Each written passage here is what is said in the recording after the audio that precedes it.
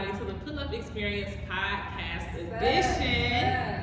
Tonight, we got all of us and our special guest, Chef Ty. Now, for those who do not know, this is the man with not only the sauce, but the seasoning. If you are looking for a nice private catered affair for just two or, a few, he got you covered. We had the opportunity to taste his food, listen to the way he thinks, and y'all, he got a little spot that we can creep up to and get some real food and not just burgers and chicken wings when we want to go out and have a good time.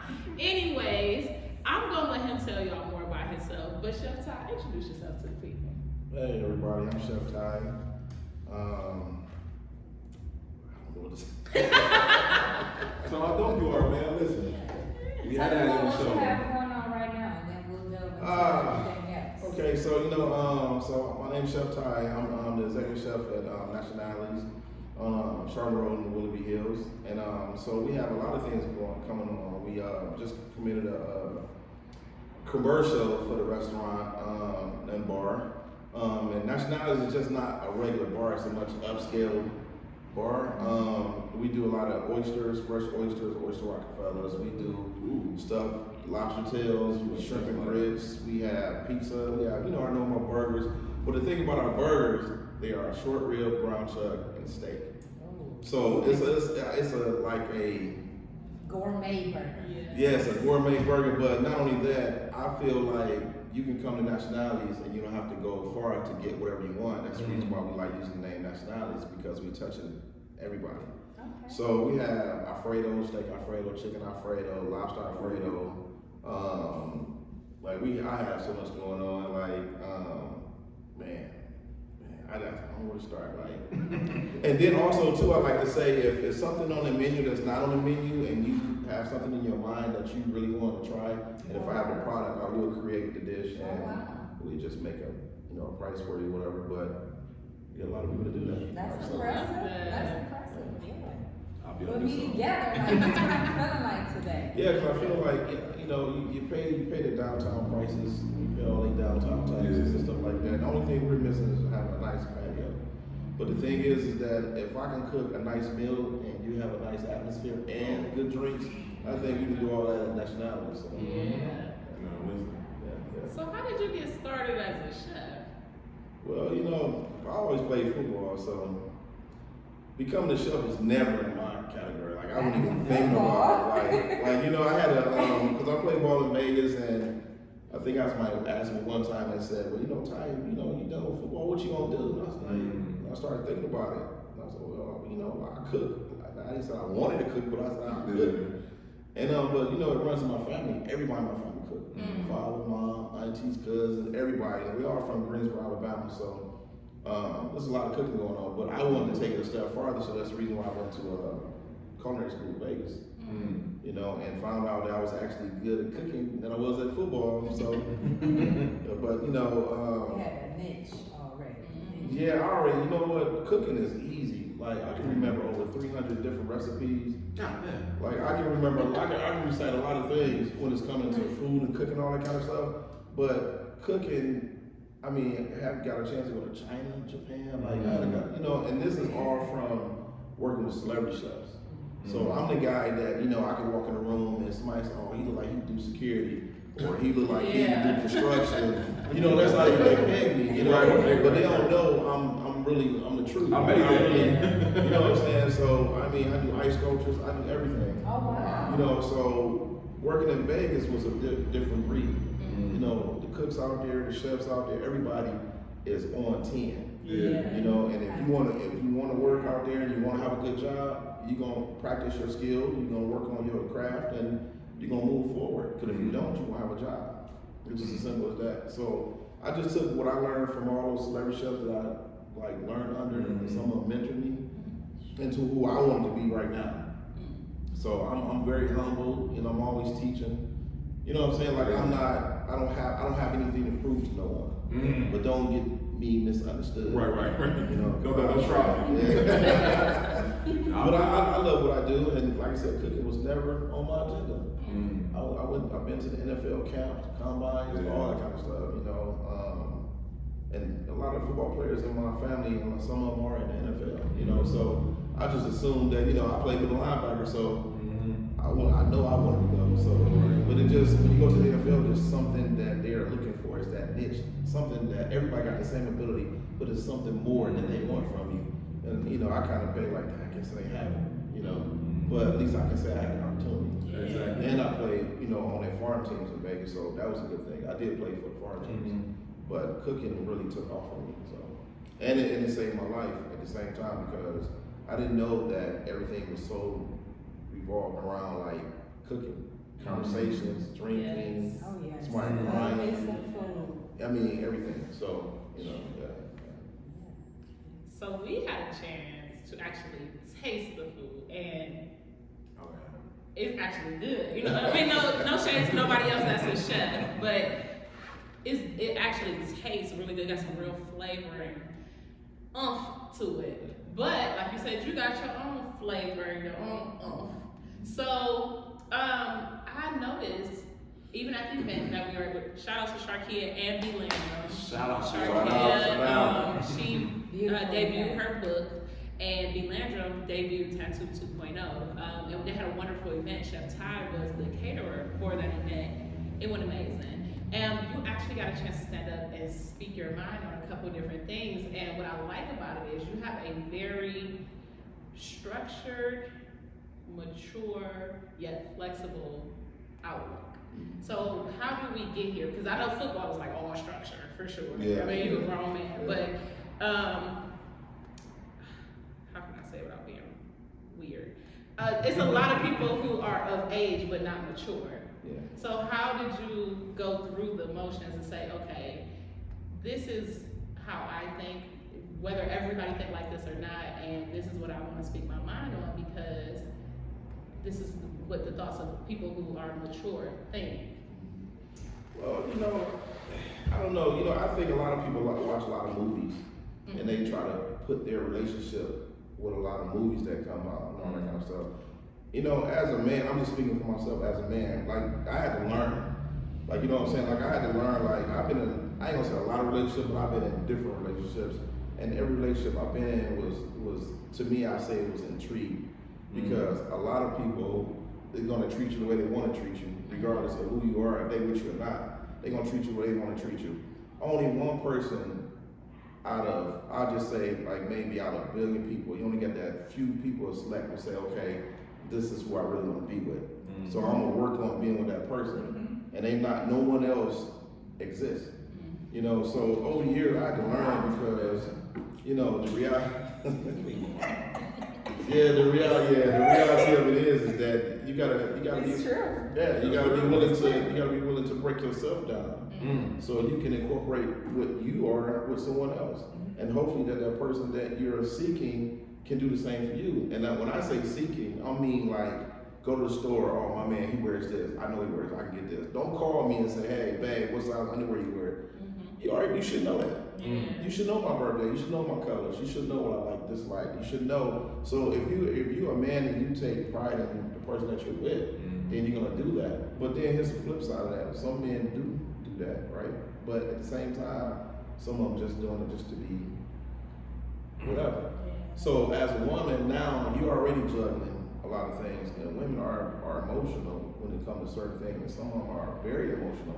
So if a woman feel like a man is not there for her, and when I say there, like being able to say, okay, babe, I love you, be able to give her that hug, be able to hold her and look in her face and let her know that. Don't be like, yeah, babe, and you know, you have to look at them so they know that. But me personally, you know, I had to groom myself for that. My mother always said a woman don't want a man that don't know how to work, don't know how to do nothing. You know, and my dad would say, you gotta have a hustle, and he wasn't saying a hustle like in the street hustling. He was saying like, you have a job, but then you have your talent.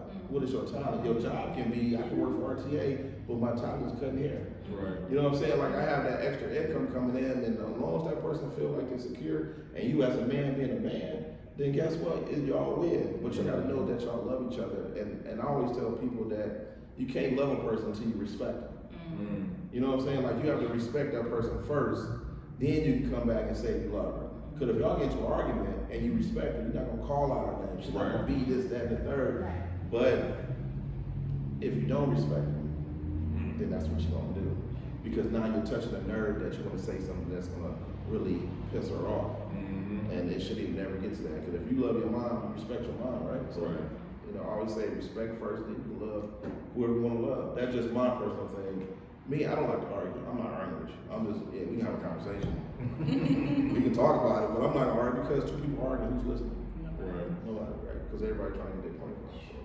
So let me ask you this, when you have private dinners and you cook for two people, a couple, do you make it an experience, have you ever been in a situation to where you can give a little bit of your input, or y'all all get in a conversation, or is it just about business and breaking out? Well, no, this is, well, my first priority is to prep and cook and make sure that everything comes out. But it's up to the couple, whoever hires me, if they want to have any questions, because I mean, it always starts out in the kitchen, then it ends up in wherever they want to sit, dining room, living room, but it comes right back to the kitchen. Oh yeah. Because I'm whether it's 2 cooking. or 50. Right, when I'm cooking, I get all the women in the kitchen, everybody like, oh, you can do that, I know you can do that, you can do that. And then, here come the guys. You know, the guys would come into the kitchen, then I get that one guy who's like, man, I can do that too. And he said that, I said, well, you know what, come on back here, you know, give me a hand, right? You know, but he found out he can't do it, so. That's my dumb ass. You thought you could do it. And he thought he could do it, but he'll go back around, he's like, man, that's you. But nevertheless, you know, yeah, I have conversations like that. I actually had somebody book me and I cooked for them, right? And then they came back and they said, can you cook breakfast? I mean, I didn't know how to answer that question because if I'm cooking this, yeah, I know how to cook breakfast. And she's like, no, I'm not. I'm just saying because we want you to stay the night. I'm like, oh, stay the night. Right, good. I didn't bring a toothbrush. But you don't know, but they'll go out and get the stuff for me. And yeah, because her husband, the husband, he'll talk about, but he'll put her up to it. And she'll come in there and ask me. Then he'll like, hey man, you know, I appreciate this. You know what I'm saying? But I stay and majority of the time that always happens. But as far as my input goes, people, they always ask me. They ask It's me. like, man, I asked because when I do wine tastings, private wine tastings, they start talking and sharing, and then I kind of get into the conversation a little bit too, and you know, offer some words of wisdom or what I know or what I've been through. And sometimes it ends up like that when I'm doing a private. For me, it always ends like private, that. Like I don't know what I think I'm very approachable. So you know, despite everybody think I should be doing construction and security, but you know, I'm very approachable. So like I said, it always the guys are coming in because now the guy he's like, hey man, listen, just show me how you make that because I want to make this later. You know, not just right. You know, and I help him because that's what it is. You know, he's taking an effort to say I want to improve my cooking skills. So you know, it always ends up like that. I'll holler at the show, though, you know what I'm saying? Please help our brother out. Please. But also, ladies, so we got on wax. My man, Chef Ty gonna be at the next dating game, so you know what I'm saying? Y'all get the insight in that cooking. You know what I'm saying? We got y'all. No, but the reason I really did want to put on camera your take on dating and relationships because business is all about building relationships, and you have been able to really transform a lot of these kitchens here in the city and surrounding suburbs just because of the way that you manage relationships and you understand business. So yeah, the food is good, yeah, the people having a good time, but we actually making profits. We're actually learning how to work with each other, being a head chef. So how has that experience been? You know, it's been good, but then again, it's been kind of rocky too because when people have like I want to say bars and restaurants, a lot of those owners got to learn how to let go of the reins. You know, you're not bringing in somebody that just telling you a lie or a story. I love what I do, and I'm bringing a lot of paperwork behind me. So if I'm coming and you want to hire me to get your kitchen together, then that's exactly what I'm doing. So that means I'm gonna break the kitchen down and explain to you exactly what you need to have in your kitchen, right on up to all the laws that you gotta follow within your kitchen and stuff like that. You know, a lot of guys, you know, they have this money and they want to open up restaurants. Well, how do you open up a restaurant? You know what I'm saying? Like, what is your? Because the first thing I'm gonna ask, what is your budget? You gotta have a budget. You know, you gotta have a payroll budget. You gotta have a food budget. You gotta have your liquor budget. You know, and your payroll budget is like, okay, how much do I want to pay a chef? How much I want to pay my guys that work in the kitchen, right? And it has to make sense for everybody. You know, and you gotta follow your health codes, all that kind of stuff. But a lot of the owners need to let go of the reins a little bit, you know, because I'm here to make you money. I'm not here to take your money. I mean, I want you to pay me what I'm worth, or we can come close to what I'm worth, but I'm here to make you money, and then we can talk about, you know, the numbers later. But I think a lot of these guys out here, men, women, they need to let go of the reins a little more, you know, because that's the hard part. It is. You know, and if your food, like say if I spend like $4,000 like a week, and that's like 4 weeks in a month, right? Come on, you know, then I need to find out what the demographic in the area. So before I even spend anything, I need to find out what type of people live in this area. You know, and you know, what's their take? You know, always give away a lot of food. When I say a lot of food, I'm talking about like appetizers here and there and all that kind of stuff. Because you want to find out, you want your menu to meet what your requirements of what type of restaurant you want. So I'm basically taking your dream and I'm gonna turn it into a reality. But you have to let go of the reins a little more. Because running a restaurant is not easy. Running a bar is not easy. And your liquor is the most expensive thing. So I got a question, because I think that people don't differ between the fact that know how to cook, know how to run a business. You're able to do both. Yeah, because cooking can last. Cooking is the last thing to do when you run the business. Right. Cooking is the easy part. Even when you go to culinary school and they tell you this, like when I went to culinary school, you know, we was in the classroom for almost 2.5 years. You didn't see a kitchen. Wow. You didn't see a kitchen. So, and you're not just learning about, you learn about your mise en place, your mirepoix. Your mirepoix is kind of like your trinity, like your carrots, onions, celery. Your mise en place is like how you gotta get all your tools together to set up, like your knives, cutting board. Everything in place. Right. Yeah. Your mise en place it means you have to have everything in place. It's just like a carpenter. You can't put down carpet and have your tools, right? So you gotta have all your stuff, and then your mirepoix, then you gotta learn your knife skills. Then you gotta learn. It's when I say it's like modules and steps, it really is. So I used to hate walking past the window, the big glass, and say, man, they cooking, and then you like I want to be over there, you know. But once again, it's the business side of it. Yeah. You know, you gotta learn how to do your paperwork. You know, you gotta learn how to budget. Right. You gotta learn how to do a food analysis to create a menu and food costs, so I can able to, you know, charge you for whatever this dish is gonna be. And how do I do that? You gotta put in labor, you gotta structure in the cost of food, all that kind of stuff. So, and it's my job as a chef to make sure that whoever I'm working for knows that. Because this is your money, it's not my money, it's your money. Man, So, y'all haters. So Bernie used to keep a phone on the side with these like box drop, but he like recorded it on the TV like a 90s. It's extremely ghetto. And we threw it away. Oh, go ahead. No, I was saying, I want you guys to understand what you just said right there. Like, There's it's a big. bomb need to be It's a dropped. bomb need to be dropped, because it just broke it down to y'all. It's not. Yo, when mama said your cooking's good, that's cool and all that, but it's the business. It's a business. Like, it's not. And my thing is too, I think, you know, while we're doing it, I want to stress this as more as possible. Like, just because you're a chef, just because you're a cook don't necessarily mean you're a chef. Because you have, you know what I'm saying? Because, I know I'm gonna get a lot of slack for that. But that's true. But it's real talk. But and just because you have money, don't necessarily mean you need to open up a bar or a restaurant. You know what I'm saying? Because there's a lot going. Just because you want to be the man, you can be the man. Everybody don't know who you is. Once you get out there, everybody gonna give you your props, man. But like I always tell people, when you learn how to cook and you learn the method behind it, then it's like the money is there. The money always there. I don't never go seeking the money. I'm never the one that say I gotta make $100,000 or $200,000 or $80,000, whatever it is, because I know who I am as a person, so the money is gonna be there. So the more you know, the better off you are.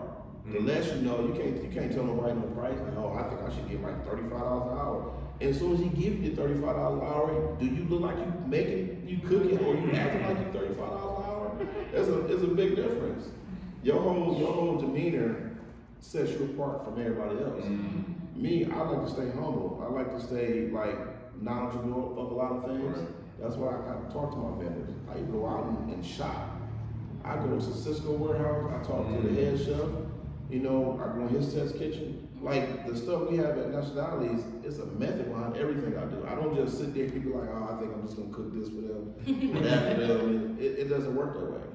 Even plating and presentation. Yeah, because you really are really good Yes. at making it look edible. Thank you. Like it tastes good. The business side of it. So I check out this auction place that they always have kitchen, restaurant equipment all the time. Mhm. And from them actually take it when people shut down, they go and they get their stuff and they put it up for auction. So conversation with the owner was just like having a restaurant is like the worst business idea ever. Nah, Because that's what I do. So my question to you is, the business side of it that you're explaining, plus location, like you talked about, you know, knowing your demographic. What do you think the problem is with why so many restaurants close? Because I know it's not always just the food or just the, you know what I'm saying? What do you think? Why do you think so many? And we're talking about not necessarily chains or franchises. We're talking about, you know, you decided you got some change and you want to go ahead and open up something and get it going and try to, you know, see what it can do. Like, what do you think the worst mistake these people make and why they get closed down so early too? So Yeah, early too. you all know something that didn't close down. As soon as they get started. Yeah, because once again, I gotta say this, it's the business. It's the business itself. It's, you know, so when you come into a restaurant, you always get greeted by that person at the door. But then again, it's like their demeanor has to be like they have to be positive. Hey, how you doing? You know, because everybody comes to a restaurant. You can go to a bar or a restaurant. It doesn't matter where you're going, but you know you want something to eat. You don't know what you want to eat. It's the reason why we go out to dinner and all that kind of stuff, right? So a lot of business shut down is because they don't pay attention to the people. They have to pay attention to people, and then they don't know their books. You know what I'm saying? Like say for example, if I made 100,000 this month, right, and I spent like close to just 200,000 in food sales. Well, not food sales, but if I spend 200,000 in food just buying product, right, I cannot buy more than what I'm making. Right. So it has to be a structure. It has to be. That's when the food, you know, costs come into control. Because you have to have food control. You have to have your portions. You have to have, like, you know where you get your product from. You always got to do price checking and all that kind of stuff. Because if I made 100,000 and I spent 500,000, That's a huge problem. That's bad math.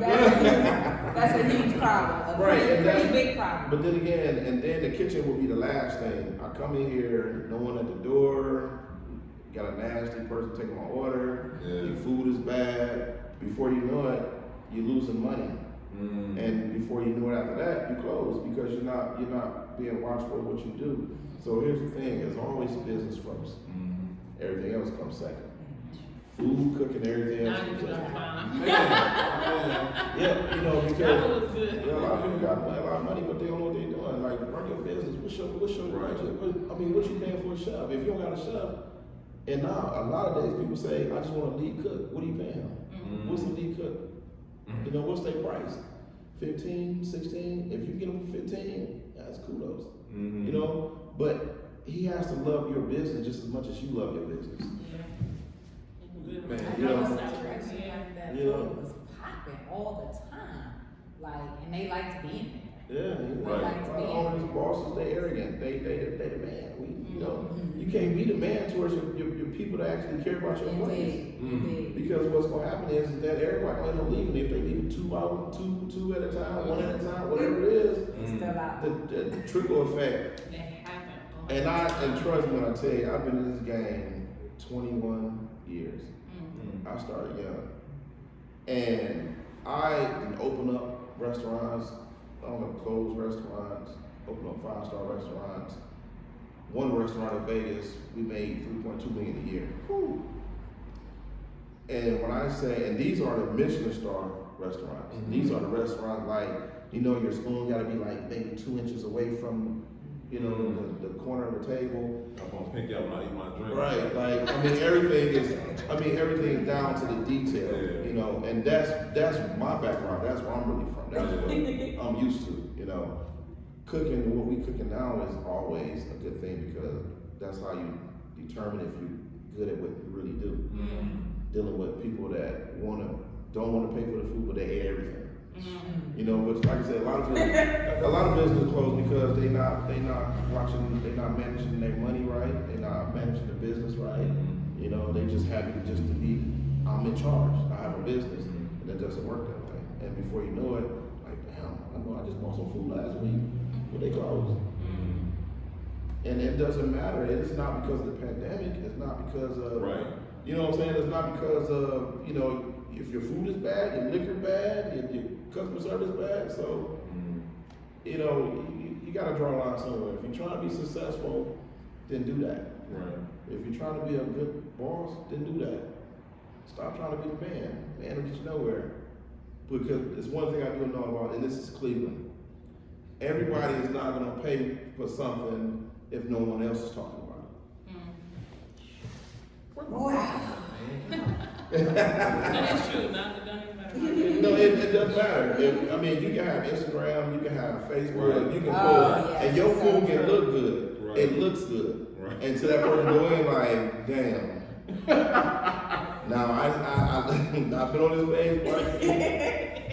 this page quite a few times, and I'm feeling some type of way because the presentation of it is not what I'm tasting. So it's only 3 things that I live by: presentation, flavor profile, and you have the one time to impress. So y'all don't try to use my spiel. Don't do it. It's already copyrighted. I'm letting you know right now. But yeah, presentation and flavor profile and one time, you have one time to impress everybody. So I know Keto know this. When you say flavor profile, what do you mean by that? What's the episode, Joe? I don't know why you do this. So to me. the flavor profile is whatever dish you created. It has to have balance. It has to have flavor. You know what I'm saying? Like you should be able to like, damn, okay, all right, okay. Like I'm gonna go back and get some more. Right. You know, that's what it is. But if the food look good, it don't taste good, we have a problem. But if food don't look good, but it tastes good, we still have a problem. Right. Because we look with our eyes. You really do. You really do. I think my food look good. I mean, it don't look good, but it tastes good. We can't even get to the taste part. Right, but you do. Yeah, and I'm sure that y'all don't look on somebody's page and that food like every week. Turns you off. And you're like, Yes, damn. like, what is that? Right. And how long is still going? Right. Or you say, damn, that look good, and you go. And It's then bland as you're hell. disappointed. More often than not, that happens. Yeah, you know, and go ahead, I'm sorry. No, go ahead, because I was going to ask, what you said was it doesn't even matter with the pandemic, and I love how nationalities, you guys are like 2 years in, so basically, y'all got going in the pandemic, and even with the gourmet prices, gourmet service. No, we was prices. actually, we was actually doing takeouts. During the pandemic. Yeah, we were doing takeout. We had a lot of takeouts. Like, it was crazy. Was But business better? yeah, you know, during the wintertime, you know, a lot of business slowed down, but we was consistent. Yeah. But then again, that goes to what I'm saying. The food is good. People don't care what it costs. They don't. They don't. I'm a People don't grateful care. that That's where my money goes. It's no People question. don't You care. look down my budget. Right, my whole, From my the grocery statement. store Yeah. to the restaurant. That's what I love to do. That's my thing. And you know, I have a lot of friends that ask me all the time, and they say, man, how you do the plating? You ever went somewhere and you had like one plate, but everything was crushed on that one plate? You're like, damn, like they couldn't put this in a bowl, like, you know what I'm saying? Yeah. Because they not used to like going somewhere and just say, okay, I need this for this for that. When I go shopping, that's exactly what I'm thinking about. Because once again, what we talk about, presentation. Right. And you have to have the right plating to do what you want to do. You gotta have, if you're doing a pasta, if you want to do a pasta bowl, But if you don't want to do a pasta bowl, you want to do like a whole big bowl, you can do that, but you can make it presentable. Yeah. You know what I'm saying? Make sure you have the right dishes, the right forks, knives, everything. Everything plays a part because me, I don't have 2 food critics in nationality already.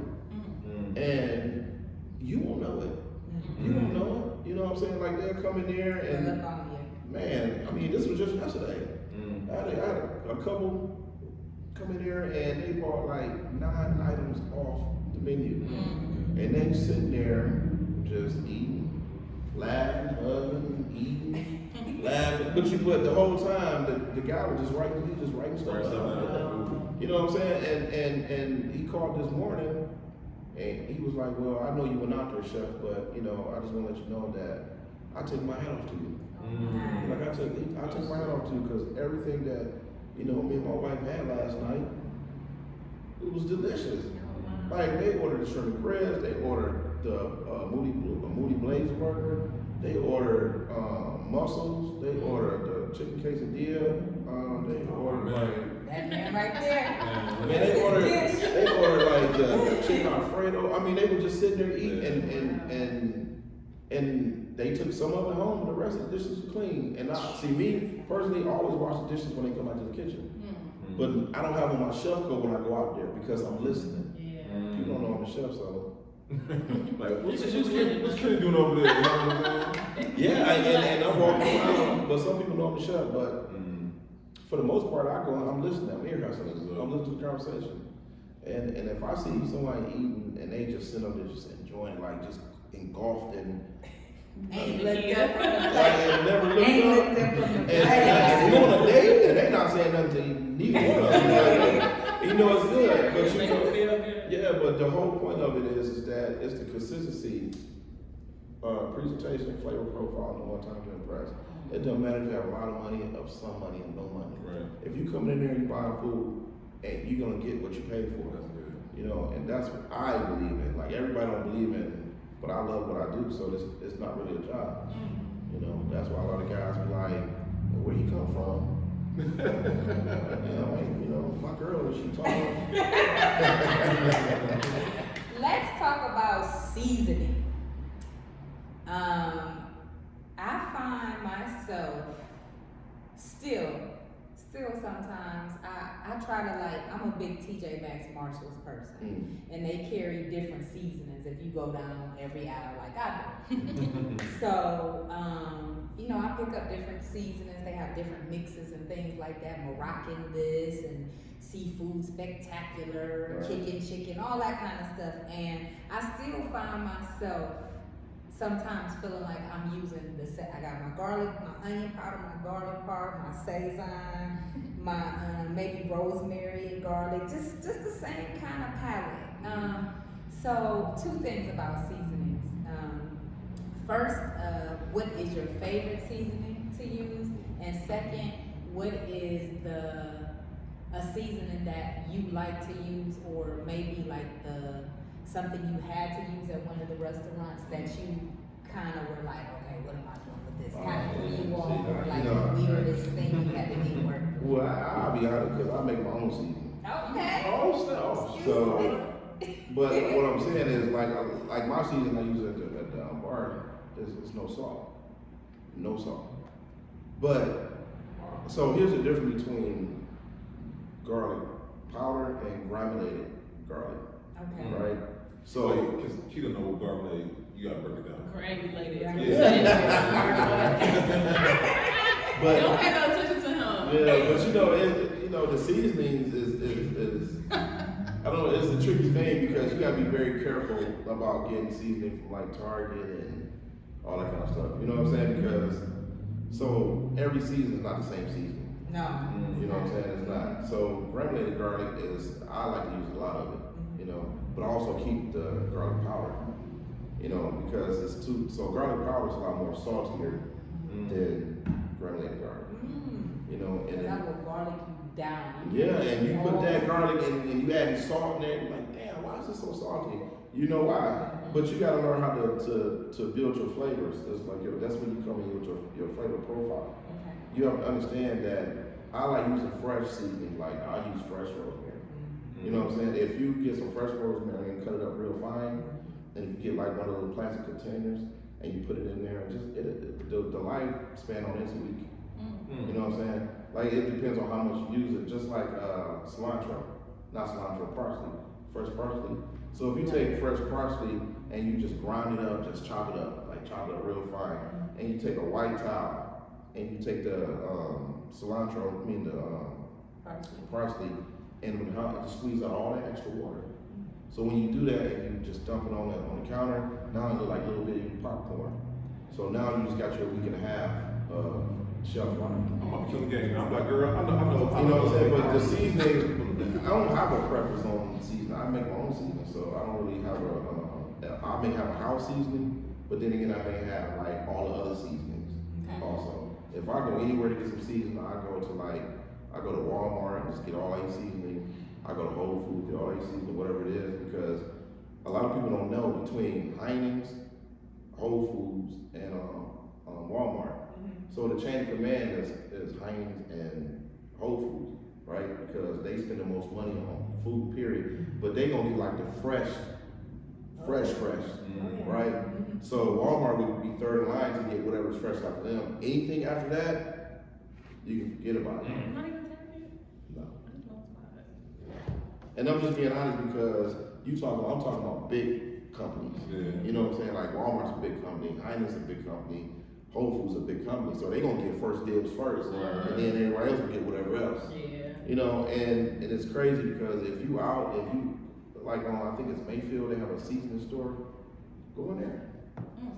Go in there. If you want the best of the Where's best, Mayfield? Where? It's, It's not whatever that is. That's down on West 25th, is it? no, Mayfield Road is like No, I mean, is it the same? Is it Ponzi or? no, it's like these two old couple in the store, and I'm telling you, when How I far up, like, it's over like, here? yeah, but it's sitting to the left. There's like a little brown building. When I tell you that they got like the best seasoning in there, Oh, yes, please do. or Miles Market. Shut up, really? Yeah. Yeah, Miles Market has good stuff. You gotta realize Miles Market is farm to table. No, I didn't know that. Yeah. Do you use rosemary in your steaks? Yeah. To the fire. I mean, when I'm paying Sarah, I don't like some people put their steaks there. I don't never put my steaks in the oven. Yeah. I'm paying Sarah the steak with the I rosemary. want to learn so much tonight. So I'm getting rid of my lawyers. He said get rid of the lotteries. Air fryer, grill, air fryer. I used to. At home, No, man. when my son came over, when he came over from Atlanta, he used it. I mean, he used it. Yeah. Yeah, I never used it because I'm so old school. Because I got a pasta machine. I make all my pasta from scratch. Oh. I make my burgers, everything from scratch. Like if I really want to eat and I want to do my own thing, my kitchen look better than some restaurants. Like, So you grind the meat and everything to make it work? yeah, because the reason why I did that is because I want to stay on top of my game. You know what I'm saying? And the times are changing, so you want to stay on top of your game. You want to stay relevant. Right. And the only way to stay relevant is that I never tell people I'm the chef. I let the people eat the food and let them decide, because that's one thing about it. You can talk a lot of stuff and then you can't cook, and then like, man, this dude. You know what I'm saying? But I let the food, because food don't lie. Right. People all the time, so food, I don't, yeah. Do you go like to Amish country and get like I've never been to Amish country. Oh, okay. I've never been out I was there. just asking because like some people will get a hog or some people will get a cow and they'll have them chop it up how they want it chopped up or like. I mean, I can do that myself, but you know, if like say for example, because we're gonna do luau, Polynesian night at Nationalities. Oh, So probably this summer, because I'm getting a smoker built for outside in the back. I'm So it's gonna be a whole hog. It's gonna be sushi rolls. I'm building a 6-foot monkey out of pineapples. It's gonna be a whole Polynesian thing. Please, we'll be looking out for that. Yeah, Everybody look I'll out let for you know. that. Yeah. That's, Well, that's a great segue though, because I fuck you with have been a little bit of everywhere. Even though you've been to the Amish country, you won't mind getting flued out. So if somebody would like to work with you, maybe they want to go on a destination trip with their friends or even they just their significant other, where are you willing to go? You got your passport? Can you roll? Yeah, you know, I tell you the truth, I want to thank Tamara and Paul. You know, for the whole summer, like during the pandemic, I was out of town. Like, Like, I mean, Florida, Miami, like I was everywhere. And for the whole week, and it wasn't just, you know, that couple, it was like a bunch of other people. I was very surprised because when the pandemic hit, everything else took off for me. Like, I was like, man, and my DM, they like, well, did you get your shot? I said, yeah, I got my shot. Like, do you got your card? I got my card. And, you know what I'm saying? I showed them, and man, like, That's dope. you know what I'm saying? Like, it was like, man, I was very, very surprised. Like, they were like, no, we didn't forget about you. And then I cooked for two billionaires. I ain't gonna put that name out there, but Me? no, but you know, I've been cooking for them since I've been back in Cleveland almost 8 years now. I've been cooking for them the whole entire time I've been here. That's nice. That's nice. And I want to thank them too. Thank y'all. But you know, I just like to have fun. I am a little comedian sometimes, you know. But I just like to enjoy myself, and I like to cook, and I like to do, you know what I'm saying? I just want everybody to be happy and It just. brings everybody together. A good meal, like good food, you know, like you said, people keep ending back up in the kitchen. That's what it is. It's like, that's the warm family and friend, and you know, no matter what, I don't care how decked out you have your house, how nice it is, they strolling on back to Man, that I kitchen. don't care about none of that stuff because I go from the car to the kitchen, and I always put out a bunch of stuff like people like, oh, what's this, and you know, what's that, and you always get people ask me like, how do you make this? How would you cook a steak? How would you make your bechamel sauce? How would you this one lady tried to get me one time. She asked me, dang, what you call it? I can't think of the name, but it's like lamb chops, like folded lamb chops, and the whole dish is probably almost like $700. Like the dish was $700. Like she's like, can you make that? And I said, yeah, if you buy it. Right. I'll make whatever you want. But I think that it is due to all the chefs that I worked under, and once again, everything started for me in Vegas. Everything started for me in Vegas. And my first job was at Roy's Wine Fusion, and Chef Roy Yamaguchi. It's a 3-time Michelin star chef, and he's an Iron Chef. And I didn't know. You know, I had my little white coat on, fresh out of culinary school. I had my little checker pants on. I had my knives, and I went to the interview. And he was like, "Well, I see you just graduated from culinary." I said, "Yes, I did." And he said, "So, why you want to work here?" I need a job. I mean, I was being honest with him. I need a job, but the whole time I don't know. And he just laughing because I know I don't know who he is. Right? So he's like, "You know what? I like you. We don't have to finish this interview. I'm gonna hire you." Get out of I here. said, "You gonna hire me?" I said, "You gonna hire me?" He's like, "Yeah, I'm gonna hire you because you don't know who I am." You know you ain't doing it for the clout. Right, I'm not trying to, you know, blow no smoke, but when I got in there, I'm thinking like, man, I'm about to get the big station. And he sent me right to the pantry. You gotta start You gotta start somewhere. A lot of And- people not willing to do that. And Start. this is the restaurant I'm telling you that we made $3.2 million a year in sales. Like, it was That's crazy. wonderful. And the thing about it is that, you know, I would get an ahi tuna in, the whole fish. It'd be about big as this table, $10,000 fish. He'll say, I want 200 cuts out of this side, I want 200 cuts out of the other side, and you can just shimmy all the rest of the meat out. And I'm looking at him like, dude, and I know we opened them at 4. It's already 1 o'clock. So, I'm like, so, but we got it done, see, and that's how I learned how to shut my mouth and humble myself. And I learned how to cook under a Japanese chef, which his restaurant was Japanese and Polynesian fusion food. So, and my station was a 40 component station. And when I say 40, it's like all these little 6-pans, like little 9s. And everything, all of them was like filled with different things. We had this one little microwave called Bull's Blood. And I did all the sushi rolls. Oh, and, wow. I love and he was like, well, Ty, he like, I said, yes, chef. He's like, I need you to make me 300 bib salads. Heard 300 bib salads. I ain't questioning him because in Vegas, that's how we talk. You know, when you is that chain of command, and you like, yes, chef, 300 bib salads, chef, yes, heard. I'm in the cooler, put on a hat, gloves. I'm in there making 300 bib salad because you make their salads inside of a cooler. The temperature doesn't drop. You know, so when you take that salad out to a customer, it's crispy, it's chilled, it's delicious. So, but in the whole midst of that, A year went by, and he said, "You ever been to Japan?" I'm like, "No, I can't afford that." I'm just telling them right off the bat. They're like, "I ain't asked you that. I just have you ever been to Japan?" I said, "No, I've never been to Japan." So I went to Japan. Oh wow. And I asked him, "Why you taking me?" He said, "Because Ty, he's like, out of all the people I have trained in the 30 years I've been doing this, you are a very detailed person. Like you pay, so we know the big picture is to cook the food, make the food, but what are the details behind it? How do you create something out of that to create a dish?" And he's like, "I'm taking you." And when I say Japan, Hawaii, I met Chef Alan Wong, which was the other half of the business was Polynesian food. So I had to learn how to do authentic Polynesian food. And found out that Spam is they capital meat, like that's what Spam. Spam. Listen, Like I the tried blueberry some spam.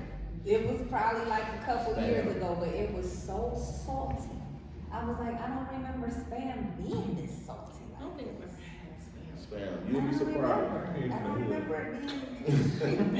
Spam is they stay the capital meat like that. Like Cleveland, our sandwiches was I saw something on one of the cooking stations where they had to do they did a lot of spam. A lot. So It's it must wrapped in be that. seaweed, rice. Must be probably. Really? But once again, let's go back to the history of it. Spam is like you said, it's a peasant food.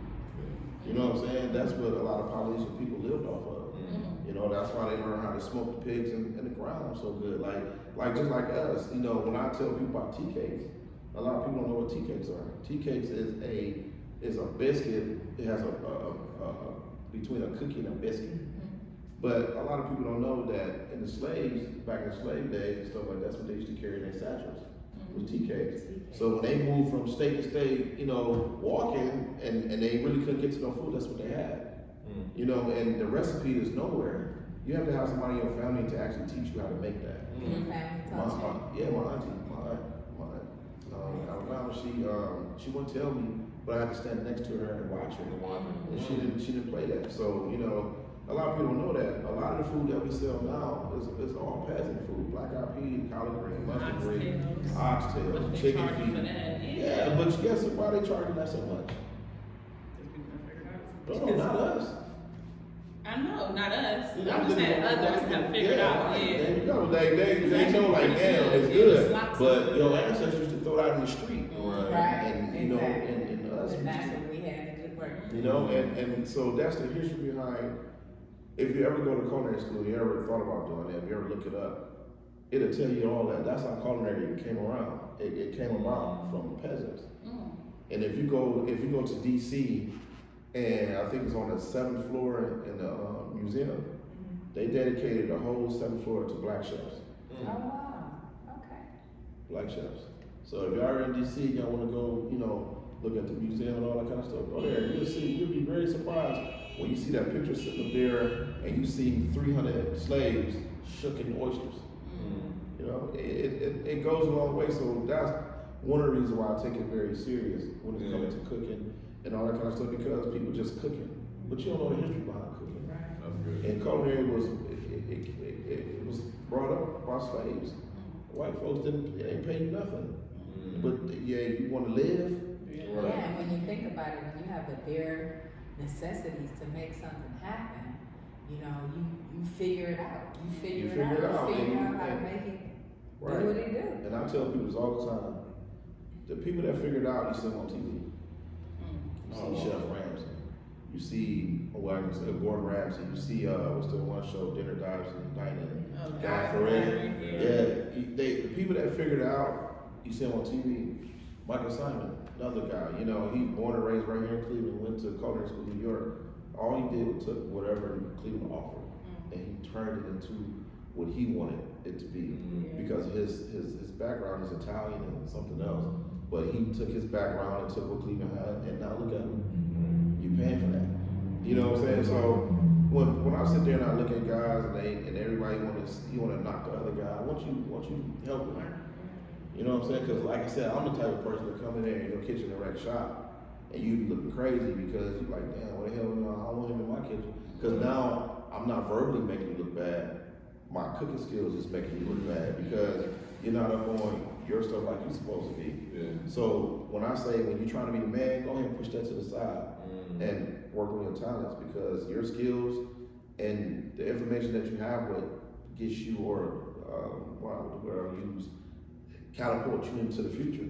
Yeah. You know, people have they're more attentive to follow you and to eat your food versus you just throwing something on the plate and saying, here you go. It doesn't work that way. And that's the way I look at it. My cooks right now, like them guys know I'm messing around. I don't even have to be in the kitchen to know what you cooked or how you made it. So if a dish come back to the kitchen, now you gotta walk me through it. You gotta tell me how did I know I trained it myself. How did that dish get like that? You know, because everything has a different temperature, cooking method. Everything is never cooked the same. You know? And right, everything can't be cooked on 350. Listen, we never lied, or that People don't know medium low. But like I said, if cooking, and here's the thing, another thing that I learned over the years too. Women always say, you know, to a man's heart through the stomach. I beg to differ, and I'm gonna stick with mine. If you can cook as a man. Oh, it's the best thing ever. You know what I'm Shout out to saying? you, baby. I love it. It's She the do, best that's all she talk about, thing. legit. It really is. I love it so much. It's not through our stomach. A man just want to know if he got a good partner, like, you know, but it's not our stomach, it's your stomach. You for sure right. Man, bro. Hey, You don't talk about the show.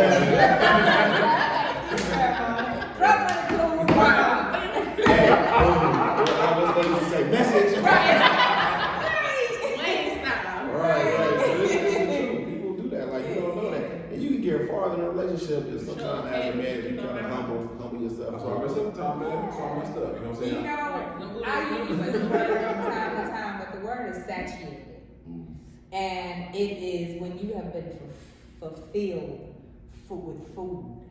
It's when you've been fulfilled. And I feel like, you know, happiness, that satiation, and happiness, they go hand in hand. It makes you feel so good when you, just like it makes you feel terrible when you spend your hard earned money and you go to a restaurant and it's garbage. You angry, but when you go and it's hitting and it's right there, you know. Yeah, when you really hit that. Oh. Like you said, when you can't talk. Y'all on the date, but y'all just sitting there. Yeah, I don't even want to talk about it. That's just And the whole conversation will be about y'all. When y'all finish, you gonna be like, damn, like, you alright, it feels good.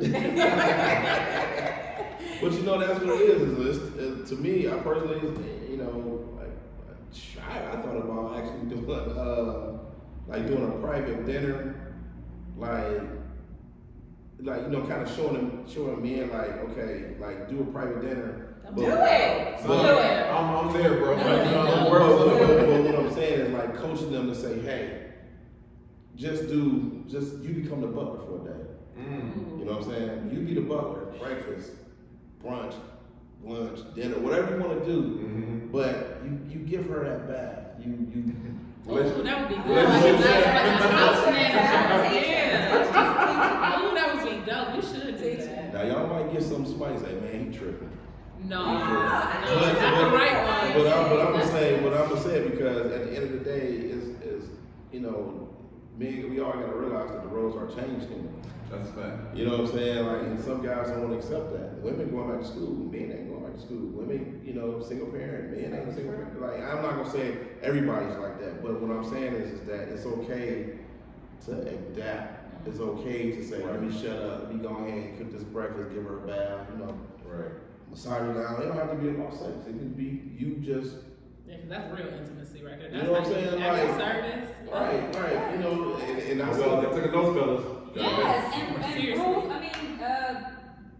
roles are changing. Roles are definitely changing. And when you think about it, if you have a woman, especially for what you're talking about, especially if you have a woman that's out here, you know, taking care of business every day, it don't have to be a every time thing, but that one special day every once in a while, cater to her and do that goes so far, such a long way. It's like you feel so appreciated, you know. And the crazy thing about it, I learned on live while I'm cooking. Because when that question you asked me earlier, you be surprised on what people. I feel like a guidance counselor, a coach. Oh, yes. You are. You know what I'm saying? Especially when the Because liquor get to flowing from man, there. and When they I open have all that the way too. up. Like, When that wine get to flowing, they open all the way yeah, up. but then I've been in some situations where you have me like, okay, man, you done, you go ahead and get out my house.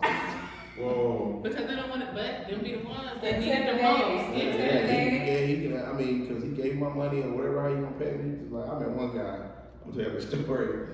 I don't know. Where was that? I think I was in Miami, and it was a rooftop, you know, apartment, nice. When I say nice, I'm like, damn. Now you a little kid, like you know, that's my car. You know, that's my spot. Like, man. But you know, I'm cooking and his girl coming to the kitchen and you know I got breakfast already out and he comes to the kitchen, he kind of dabbed me up, you know. I thought everything was cool. Cause I didn't meet him until like that morning. Cause when I came in and you know she already got my stuff together and all that kind of stuff, and the brother came in and he looked at me, he was like, "Oh, what's up, man?" You know. And then he walked out the kitchen and then I can hear him kind of arguing. He's like, "Man."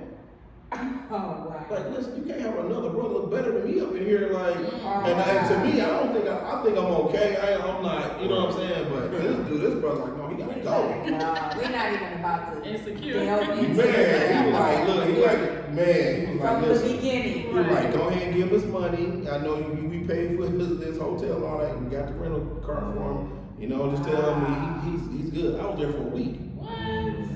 I think I flew in. I drove to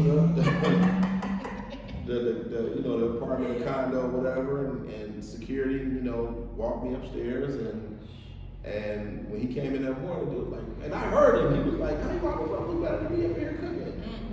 He's like, "No, go ahead and get that man this money, and I know we paid for his hotel." That's crazy. Yeah. That's pretty crazy. But then again, you know, when you talk about insecurity. Period. That's all it was. Period. Man, brother, I just flew from Cleveland to Miami. I'm here to cook. I ain't here to man. That's not gonna last. I Sorry. don't know if it did or it didn't, but That's. if I you heard it too, mean, you you can put up with it, but that's a slippery slope of control. Yeah, and I'm saying this to all the chefs. Anybody doing any traveling and anything like that, you gotta be aware of people when you go out of town, and because you never know what you. It's only three things I always ask: how many people? And I'm not even talking about the money. How many people? What type of food we talking about? You know what I'm saying? Because I want to know who's there. I want to know who I'm cooking for. Right. You know what I'm saying? Because do I need to go all the way professional, or I just need to stay in like a little box and just go ahead and expedite the stuff out and do my thing? Because you never know. But lucky for me that was only one incident. I know all the years I've been doing it on that. It was just I don't know what it is. So yeah, he gave me like dude, like man, like that. You gave me the chef and the snack. You Man. got the brother. Get him out of here. You know what I'm saying? I kind of feel like he might probably do something. You know what I'm saying? Because I just stay where they stayed at. I stayed in the hotel, and I had to drive down, and security had to walk me up. So of course, security gonna be like, he want to come out and check the books, whatever. But nah, man, it wasn't even that type of party. Like he just felt like, and I heard Dapped you up too, Yeah, like, he like, oh, She was way as too soon as lusty. we saw you, Yeah, he she was was- like, that's a no for me. oh, you can't have two teddy bears in there. You gotta have one teddy bear. I'm the silverback. You gotta let that go. I said, that was one incident. I said, That man. is so And I was crazy. laughing probably the whole day, kind of like, damn. And because you playing it, like, Yeah, that's funny, for sure, it's I'm definitely like, funny. wow. That stuff ain't no joke, man. And speaking of, go ahead. Oh, don't go ahead. I was gonna say, speaking on that, going back to being humble, being in business myself and recognizing that, of course your customer is your business. And knowing that, when you do take off or when things are good for you, that people, I think that when people walk into my winery, they expect to see me, they expect to see my smile. It's the same every time. I'm not switching up on them, because I realize that's while they come back, and then comes the wine. Well, it might be at 14%. Yeah, because that But yeah, and I think that, like you said, some people, let things go to their head and they just start feeling themselves, and they don't realize that gratitude is absolutely the most important thing about everything in your journey, is being grateful for what you have constantly. You know what I'm saying? Wanting to grow, wanting to have more, of course, but just being grateful for everything that you have. And I've seen people, who, just let it get the best of them and take them away from who they are. And so I do want to definitely touch back on it to let people know that that's just so important. You have to stay humble. You have to. Oh yeah, because God, he'll shake you up a little bit. Oh yeah. And give you that reality check real fast. Yes. Quickly. It is, and it's not about, once again, it's not about money. The money always gonna be there. People pay for that experience. Mm-hmm. First impressions is everything. That goes along with my 3 saying: presentation, flavor, profile, and one-time impression. It's still the same scenario. Yeah. You have to, and this is me at all times. Like I don't have nothing to prove to nobody. Mm-hmm. Either you gonna like me for who I am, you gonna like my food, or hey, go see what's his name down the street, and he might get you together, but you be mad when you go down there. So, but this is just me all the time. Every time you see me, this is how I am. I don't ever shake from who I am, because at the end of the day, I always go back to my parents. My parents, I grew up with nothing. I didn't have nothing. And my mother always, I used to hate where school was let out here and we had to go back to Alabama. I was like, man, why we gotta keep going out here, And I get into a fight down there because they don't like my accent, because they say I sound too proper. Then I come back to Cleveland, do the same thing, and I asked my mother one time, I said, why do you keep sending us down here? And when we get on, we working. Like I'm working on the farm, like I'm shooking peas. Oh, you real Alabama. Yeah, and I could never understand that. And my mother said, well, you got the best of both worlds. That's true. You know how to work. That's important. She's like, you know how to work. You humble. You know how to work. So I think a lot of that has to do with who I am now. Like I don't I've been through some things, and everybody goes through. I don't take nothing for granted. Nothing, because I knew where I wanted some Jordans. I couldn't get the Jordans. I remember one time my mom was like, I said, Mom, because I was going to Nathan Hill. I said, Mom, I need some basketball shoes. She was like, all right, got you. I got you. No, I had some XJ900s. XJ9 Pro Wings. Okay.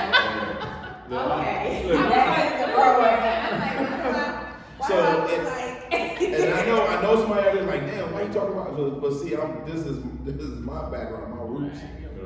You know what I'm saying? I don't have nothing to hide. Like that's the way we grew up. I picked peas. I should go. My grandmother, great grandmother, didn't even have a bathroom in the house.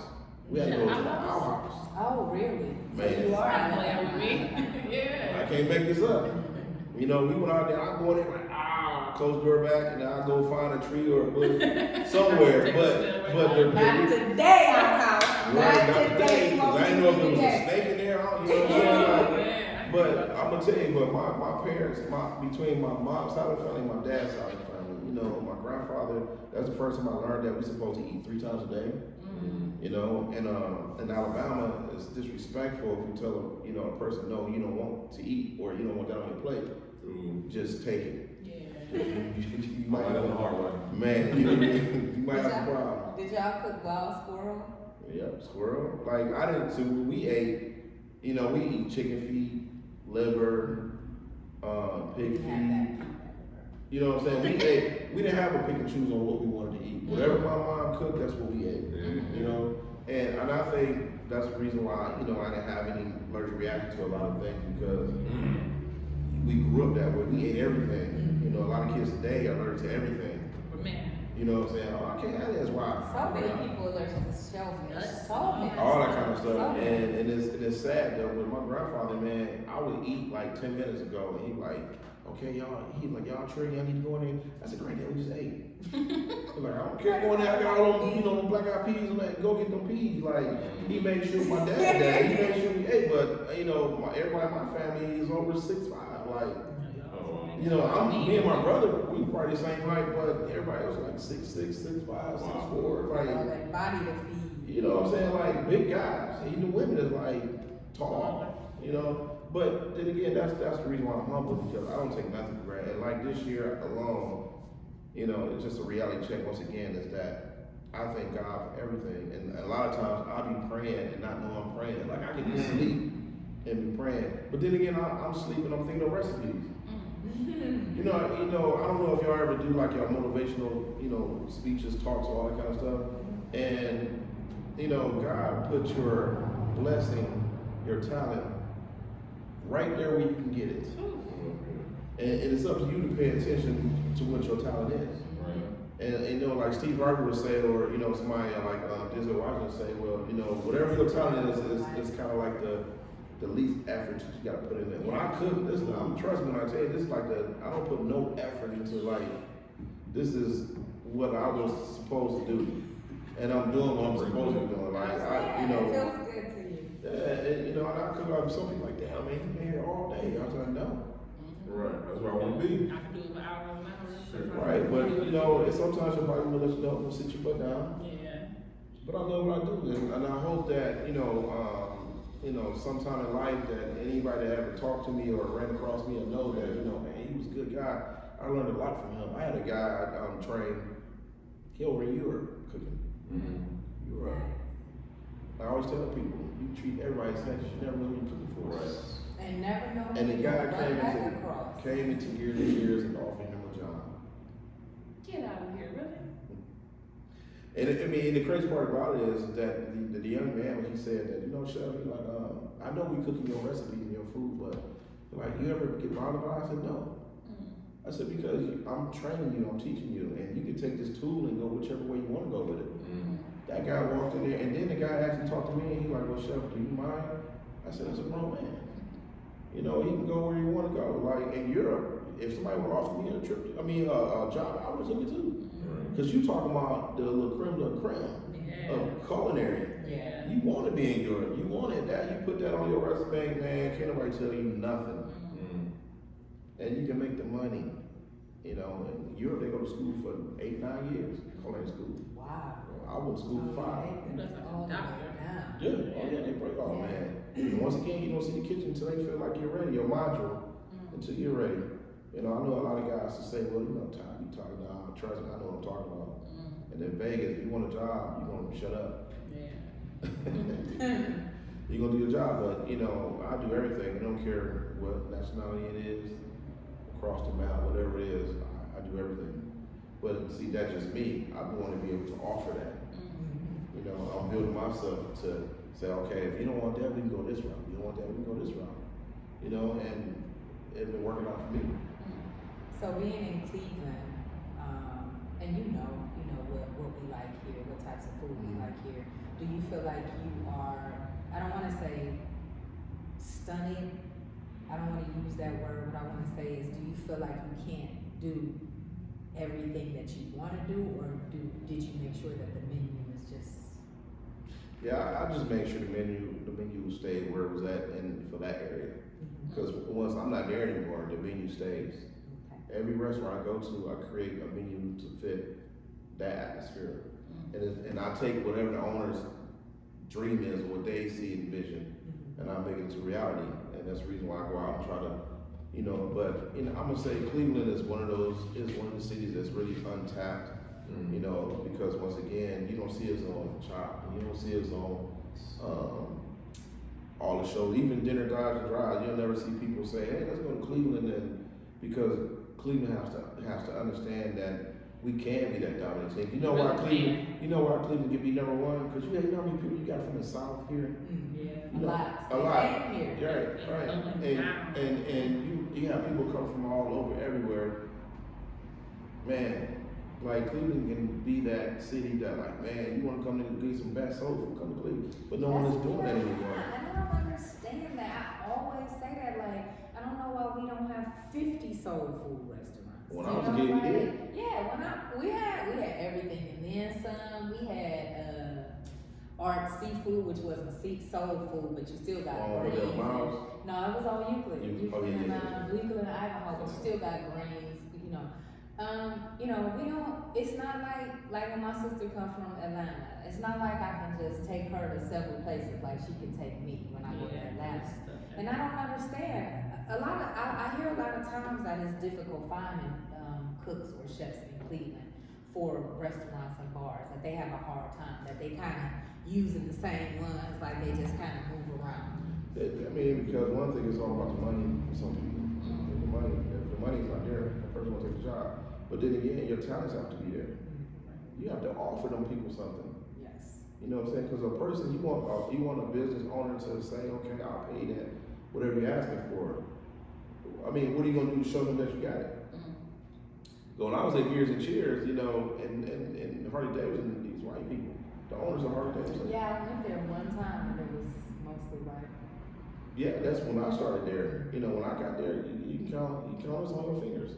Nobody going, because everybody thought it was a hardcore Harley Davidson. Yeah, I thought it was a biker, like. Yeah, but it wasn't. When I got there, man, the whole vibe changed.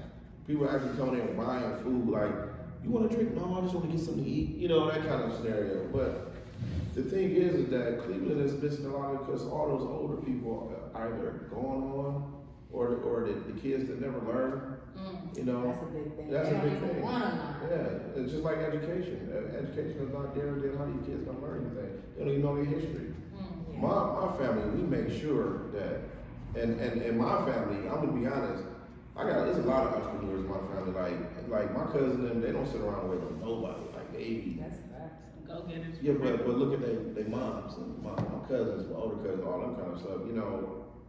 I'm a rare breed when it's coming to soul food. Like collard green, mustard green, cornbread, hot water cornbread, black eyed peas, like neck bones, everything, right? I'm about to say that. Yeah.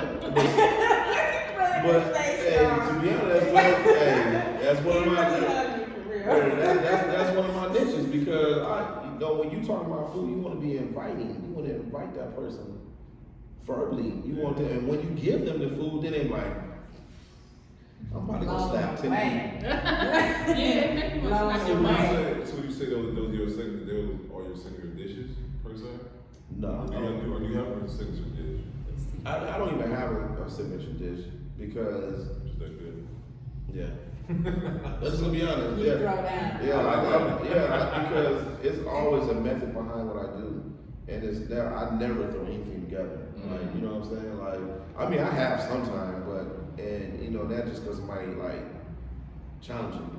You know what I'm Do you saying? think Like, you can cook under pressure like that, like the cooking shows where they have to throw something that's together? what Vegas is all about.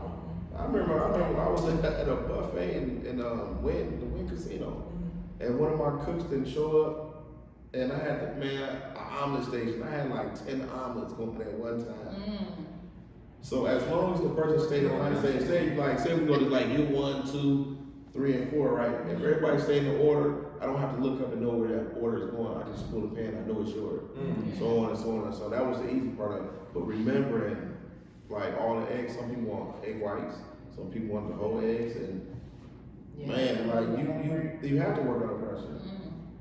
Because when I work under pressure, I get quiet because I'm thinking, and I start talking to the cooks. How many minutes on that steak? Oh, I got like 2 minutes. I heard 2 minutes. So I'm telling myself the repetition of what needs to be done and how we need to get it out and stuff like that. And communication and everything. But like I said, once again, Vegas is the #1 capital vacation in the world. Everybody comes there. You know how many different people are cooking from all over the world? So you have one time to get it right. What makes it easy for me in Cleveland is that you got one time to cook it right because everybody ain't gonna buy everything. If all y'all know where to go to get some good food at, guess where y'all going?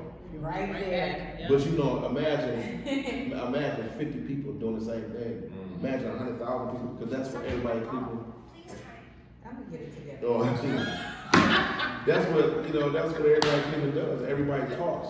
Everybody want to say Cleveland is big. Cleveland's not that big. The more and more we do this, I realize how small the city really is. Yeah, it's small, and you gonna pay your money on food that's worth it. Yeah. And you are, and that's why I want nationalities to be, because Cause I get people on my DM like, where's Nationalities at?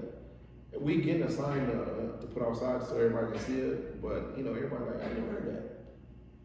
You know, then some people don't want you to hear about it. I have people actually come to That's me. kept secret. I Yeah. know. You never people to go and I this like stuff that on about my yeah. little spot. If So it's I was really like, good and you just need nobody to knows. see y'all here But they because I'm don't gonna be come crowding. sucking the It's bone. gonna get Yeah. Yeah, and that's one thing. One thing I like to say to everybody, Nationalities, we don't do that. We don't do that. We not having no fights. We not having no. We don't play that. So I'm just putting it out there. If you coming out there, you dress. You come with your girlfriend, your friend. Y'all come have a good time. There's a lot of music. We just want that vibe. Oh, Speaking so of that vibe. live. Yeah. So Friday let's parties, talk Saturdays. Fridays and Saturdays. And y'all actually, well, you in particular, I know for sure, you got events lined up. That's some raw stuff coming up. So what are some ways that we can pull up on you coming up? Because I know I heard about the sneaker ball. I ain't even a sneaker head. What you say the shoes was? The basketball shoes? The Pro Maxes? Pro Wings? I might come with my Pro Wings. A few little sexy drinks. I don't know. They want bad though. Hey, don't let her in. I'll be like, come on, Chef, can't be bullshit. I'm trying to be nostalgic here. I don't know her, bro. I don't wear that many. No, pro man. Go ahead. I know what these Yeah. sneakers look like though. So but I'm saying this is not gonna be like your normal sneaker ball. I got this thing from Atlanta. I have a lot of cousins that stay in Atlanta, and when they throw sneaker balls in Atlanta, they are huge. I'm talking about 3,000 to 4,000 people. Oh yeah, we there. You know, so I want to start a sneaker ball, thing every year here in Cleveland. May 20th gonna be the first actual sneaker ball at Nationalities, and it's gonna be on point. We have a buffet style food. We have a champagne, whatever you want. It's all gonna be on deck. Two wine. You know what I'm saying? Like it's gonna. So you put your best two piece on. When I say your best, I'm talking about I want to see the brothers dress. I want to see everybody dress. I want to see everybody in their authentic tennis shoes, Jordans, whatever you want to wear, whatever match your outfit, whatever you got going on. Just come on through and just have a good time. That's basically what it is. I want to show another side of Cleveland versus everybody doing the same thing. And somewhere to dress up. Right, You the know? atmosphere is nice, I even like though dressing up. it looked like a bar, but then again, some people say it looked like a club. You know, we do have a picture area where we have Nationalities on the wall, and you can take pictures in front of it. You know how some people have like the little thing, and you just taking pictures in front of it, the little marquee, whatever. We have one on the inside of the bar, and it's on the wall, and it's nice, and it's huge, like huge. So you can take pictures, do whatever you want. We just trying to make Nationalities be the spot where everybody can come and just have a good time with all the drama, because the drama, we don't play that. So, Leave that at the house, y'all. Leave that. Yeah, at let's the be- And house. we're gonna put the grown for us. address and Yes. the links in the description below. Yes. Don't worry. If y'all want to reach out to him directly via Instagram, if y'all want to pull up on him at Nationalities, or just keep in touch regardless. All of his information will be in the show notes. So make sure y'all check it out right after y'all like, comment, and subscribe if you haven't yet, y'all. So I got a question. So what's next up for you, Showtime? Because we covered where you've been, covered where you at, but what's next up for you, man? Well, the next step for me is always, you don't get into this business without having your own business. So I want my own business. So I want my own restaurant, and I want to be able to offer the things that I'm not offering at Nationalities, which is going to be a lot more. You're going to be very intrigued. Not bad. You know what I'm saying? It's going to be a nice thing, and it's going to be something that Cleveland is never seen before. Just like we had the All-Star Weekend, and a lot of people put a lot of things forward, but, it's not going to be the average restaurant. It's going to be a nice, you know what I'm saying? Because all the elements that everybody want to have, it's going to have like the cigar room. It's gonna have, and I'm not doing hookahs. Everybody doing hookahs. Man, oh, I'm sorry. Let's get some classy people. You know what I'm saying? Let's get some classic That's what men I and want to women. be. I want to be right there with you. Yeah, You know what I'm saying? And we're gonna have that room for the ones that wanna do the cigars, but we also gonna have the room for everybody else where you can dine in and eat. Yeah. When I say, I'm talking about like, I'm not saying you gotta come suit and booty, but you gotta come looking like you wanna, you gotta be classy. Cause Atlanta, New York, all these other places can't have like these nice bars, and Cleveland ain't got one. Don't they? Okay. y'all got a cigar lounge, but y'all ain't, I mean, where we eat that? Right. You know what I'm saying? So and I know a lot of good guys here in Cleveland that sell a lot of good cigars. Yeah. And I know a lot of good guys that own nice suits. So if you into Perry-Ellis, if you into Gucci, you know, and I said this year I'm gonna try to promote a lot of black businesses and you know, and go and you know, and just kick with them and get to know them and all that kind of stuff and just have a lot more fun because once again, we all family. You know what I'm saying? Self-made. Shout out to Self-Made. Self-made. They make suits, a couple, Sydney and her husband, and they make suits. Like and they've tailored been, suits oh yes, for men? and dope. Well, I reached out to them. Hopefully they will be on the show. Come on the show, Come on y'all. the show, y'all. Collect all this. When I say fly, dope, and they were at Tower City for a long time, and then they moved to Canada. I think it is Canada. But dope, stylish. Yeah, we gotta That's bring the only that black back. owner that I know as You know, far all as the pimps, we ain't got no more pimps. Yeah. All the pimps is gone. So, you know, we gotta bring guys, y'all, you know, shape up your beards, get your haircuts together. You know, let's bring back that gentleman side. You know what I'm saying? Cause that's what I'm all about anyway. So, you know, I mean, if you see me drive, like some people don't even know, like, they're like, damn, that chef for real, like, I do clean up, okay. According to old boy. But that's why you got know, to like, anybody here. Anybody. Hey, I couldn't do nothing. I didn't know if when he said, when she came on, I'm so sorry, but you got, you know, my husband. I said, no, you ain't gotta say nothing. What do you say to that, right? You can't really say anything. I to grabbed my that. knife, grabbed my That's a hell of a compliment, though. I unfolded my little cart, put my stuff in my knife. And I had to wait till the security come up with the elevator, like the dude on the elevator come up. Like, he was like that. Fuming. Man. He in there And fuming. then, cause I heard him in the other like, man, you can't have two teddy bears again. Like, you got one cooking, I'm here. Like, dude, I ain't always a teddy You know she bear. was Like, gonna be like, Yeah, he ain't want her to And too he hard. cuts. Closing her eyes. and he Right. cuts. Sip over here breaking the bones, you know. Man. and don't even know I'm doing it.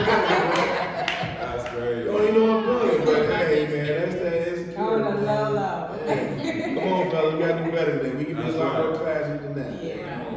And that's why I ain't give up no names. I don't want nobody like, man, he do Yeah, but we gotta get back to being us, you know. Like I love what I do. I love what I do. Absolutely. You can tell, you can Yeah. enthusiasm, you know what I'm saying? Like, that's dope. I love You what can I tell do. through the food too, so shoot.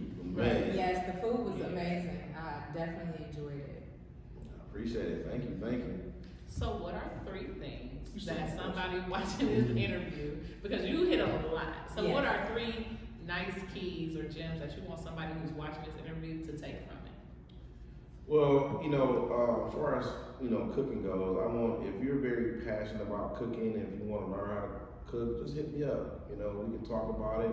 I can mentor you, I can train you. It's not, and here's the good thing about it, I'm not asking for any money. I just want you to be able to do something that you really love to do. You know what I'm saying? I'll take care of the rest. You just want to come in and if you want to learn to cook, you know. And then the second thing is that stay humble. The reality of it is if God needs to straighten you out a little bit, He'll get you together. And stay and pray. You know, stay as an individual and pray. You know, and the third thing is that just work on your skills. If there's something in life that you want to do and you're scared to do it, don't be scared to do it. Take steps. As long as you're taking those steps, you're not taking a step backwards, you're okay.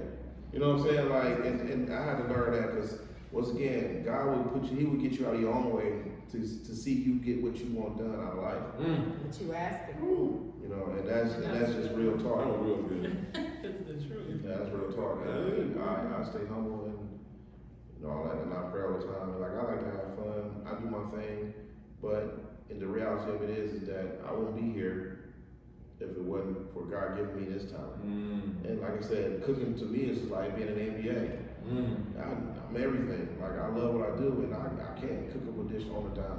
I can take the smallest thing and create something. But the whole thing is that when you're in a relationship, respect your wife, respect your girl, respect whoever you're trying to talk to.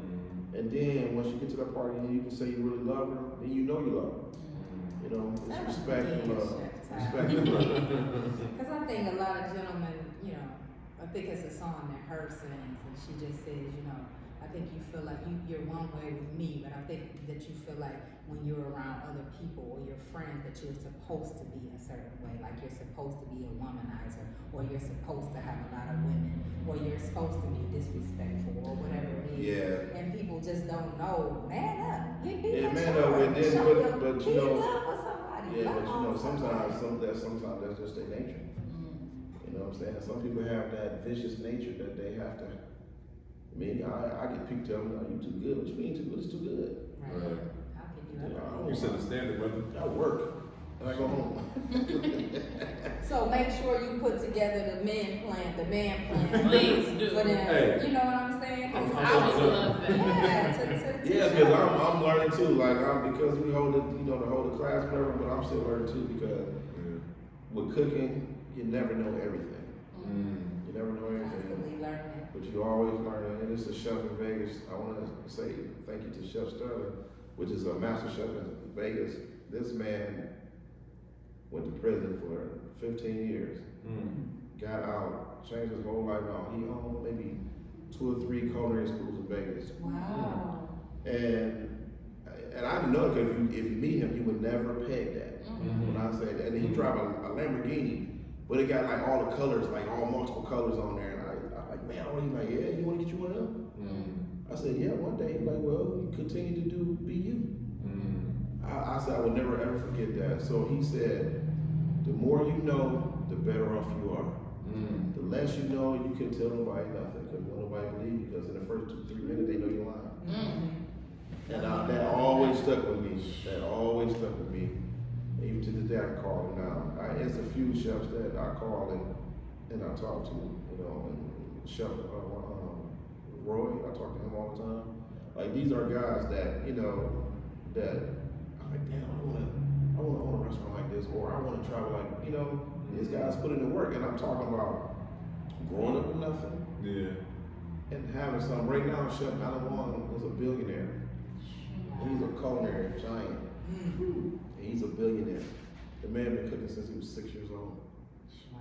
And this is where I learned how to do authentic Polynesian food for Chef Roy Yamaguchi's restaurant because it was Japanese and Polynesian fusion. Yeah.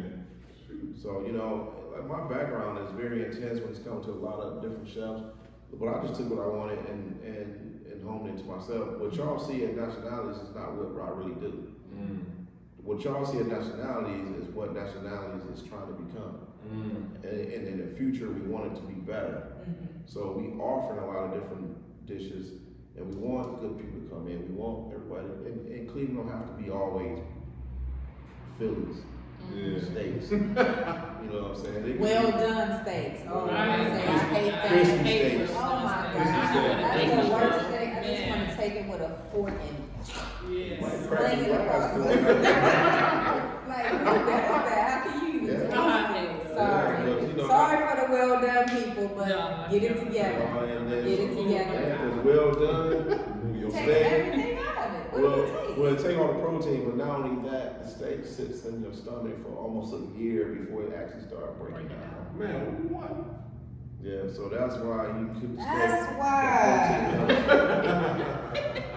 The protein helps your acid in your stomach, and the protein helps break the steak down about fast. Oh, I don't want to see that red. Oh. I ain't talking about bleeding, but I'm talking you gotta leave some protein in there. Yes. Well, That's a mess. yeah. That's a mess, totally. Salmon the same way, a lot of fish, people need to learn how the different types of water your fish come from and how would you cook it, like red snapper, like I sell red snapper. I had the guys frying it, but I started noticing like, damn, every time you fry it, the skin get like, so now you gotta grill it, so all that moisture stays in there and it breaks the skin down. You gotta do a part 2. We don't do like how you live kitchen. Do it like that. Man, Oh, y'all can always pull up, Yeah. you can always pull up and see, but We got a wax on top of that, guys. I'm definitely glad. yeah, but hey, Brandon gonna be proud. We gonna be proud of you. Man, Brandon. yeah, I'm We gonna gonna get have together. red Y'all tacos. Don't send me none of that. Oh, red tacos. man. Red tacos. Yeah. We'll have all three He ain't gonna do turkey, turkey noodles, he chicken, gonna do and pho. everything. Exactly. No problem, yeah. Yeah. Hey, don't knock I it, love man. that. Don't knock it, Oh, I man. love that. Football, man, you go out and slap about 5 people. Like, you did not tell me that with that. Like, man, okay, yeah. Add a little bit of steak, add a little bit of scout. Man, come on. Man, Scoutings are the best. so y'all heard part 2. You're gonna be live in the kitchen, y'all. So shoot. Looking forward to Get it. y'all together. Yes. But shoot, how can the people get in touch with you? If someone wants to say, hey, I wanna be mentored by Chef Ty tomorrow, how can they get in touch with you? Well, you can hit me on my Instagram at Chef Pinkston 06. You can DM me, whatever. I think I just work on Instagram most. Do you answer your DMs? I do. Okay. I do. Besides- So I'm linking on right now. Don't come to my DM with all this funny stuff because I hate it. Don't do that. I'm a nice guy. I'm just dropping a whole bunch of messages. You know what I'm saying? Hey, I'm just trying to get y'all together, man, because people, you just can't have like a good vibe. You always gonna be trying to. Right, it's always something. Yeah, but please don't get in my DM with that. No, we ain't. No, I want to smile to fool you. Security! Right. Don't let the smile fool you though. But if y'all want to, learn how to cook or you want to impress somebody, just hit me at Chef Pinkston 06 on Instagram. So you do classes. You will teach. Yeah. And I'm trying to. I want to do it at Nationality because it's such a bigger place and I have all my things there already. So it's gonna be on a day that we're not open like a Sunday or a Monday. So is it like that, like a day, or do you do it like personally, like someone can call you and say? Oh, if somebody want me to come to their home, I'll come to your home and show you. And like I said, I'm open to everything. I don't have a preference on what we, But if I'm doing a large class or a group of people, then I prefer them to come to Nationalities and do it. Shoot.